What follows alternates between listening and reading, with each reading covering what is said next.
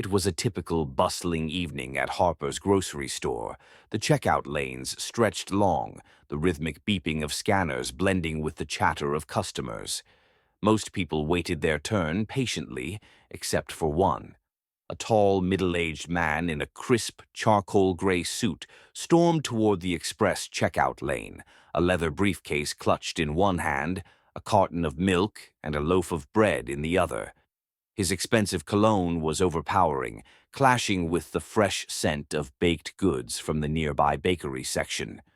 "Move! I don't have all night," he snapped, shoving past an elderly woman carefully unloading her small basket. At the register stood Marina, a bright-eyed young woman in her early 20s. She had been working at the store for nearly 2 years, juggling long shifts to support herself through college. Though the job was exhausting, she always met customers with a warm smile.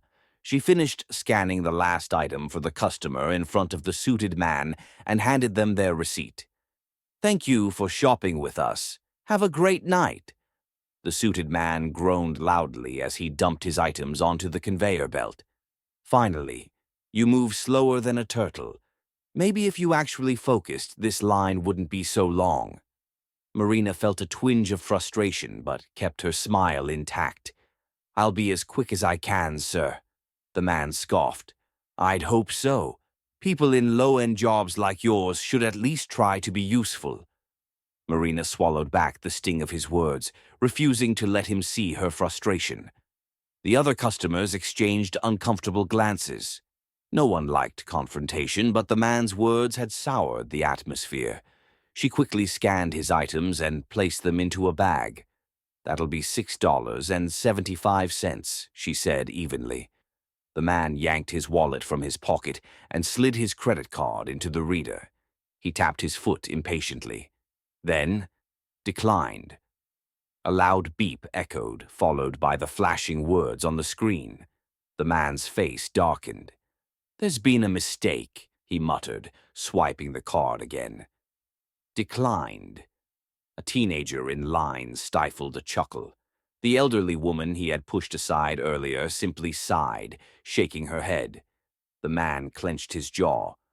"This is absurd. I know I have money." Marina remained calm. "Would you like to try another card or pay with cash, sir?" "I shouldn't have to," he snapped. "Your machine is broken. Do you even know how to do your job?" Before Marina could respond, a soft but firm voice interrupted.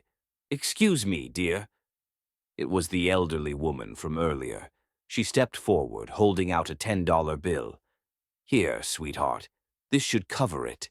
The man's head snapped toward her. "I don't need your charity," he barked. The woman simply smiled. "It's not charity, it's kindness." For the first time, the man hesitated. His face, still red from embarrassment, softened just slightly. He looked at the cash in her frail hands, then at the silent judgment of the people around him. His confidence wavered. With a deep sigh, he dug into his pocket and pulled out a crumpled $20 bill, tossing it onto the counter. "Fine."